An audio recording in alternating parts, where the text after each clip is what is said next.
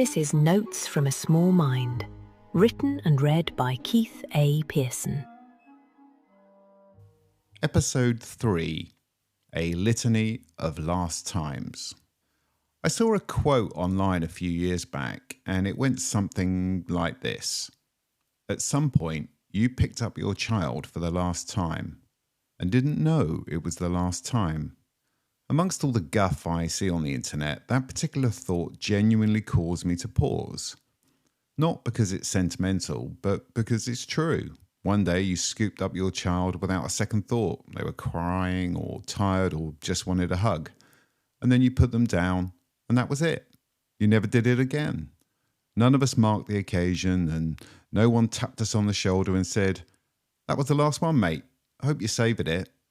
That idea has lodged itself in my brain recently because it doesn't just apply to parenthood.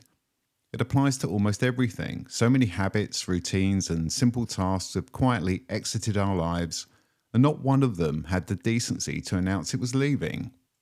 If I really think back, my Sunday evenings were dominated by taping the top 40. Every Sunday I'd sit by my Seisho stereo, finger hovering over the record button, waiting for Bruno Brooks to stop waffling so I could capture the first few seconds of a song without his voice bleeding into it. We all did it, religiously, week after week, for years. And then one Sunday, we didn't. That was the last time. Gone. No fanfare, no farewell. And who amongst us can remember the last cassette we bought? Not a novelty purchase or a nostalgic one. The last time you walked into an actual shop, picked up a cassette, because that was simply how you bought music, and handed over your money. Can you remember the last album you purchased on cassette? Personally, it was probably from Woolworths or Our Price or something I picked up at a petrol station. I haven't a clue, and that's the point. It didn't feel like the end of anything at the time. At this point, I have to sit back and think. My best guess at the last cassette I purchased was actually by the Pet Shop Boys. Anyway, the same goes for phone boxes. There was a time they were essential infrastructure. You'd pack your pockets for change, queue behind some bloke having a Barney with his missus, and then spend 3 minutes trying to feed 10p coins into a slot before the pips went. Now, the small number that still exists are just street furniture. And when was the last time you looked something up in an encyclopedia?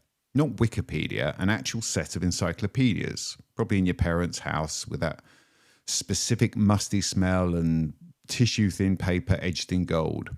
At some point, you pulled out a volume, looked up whatever you needed, and slid it back. Then you never touched it again because Google turned up and made the entire concept redundant overnight. And what about renting a video? Friday night, Blockbuster, an argument about what to watch. You browse those aisles hundreds of times, and then one unremarkable Friday, you rented your last VHS, returned it 3 days late, probably with a quid in penalties, and never went back again. I doubt you paused on the way out and thought, I should take a moment here.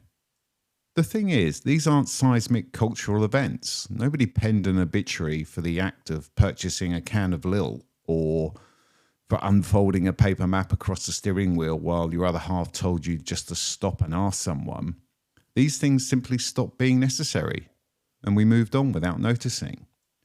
And that's what gets me.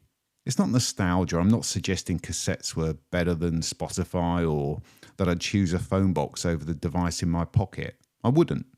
The world moved on, and broadly speaking, it moved in the right direction. But there's something disquieting about how silently it all happened.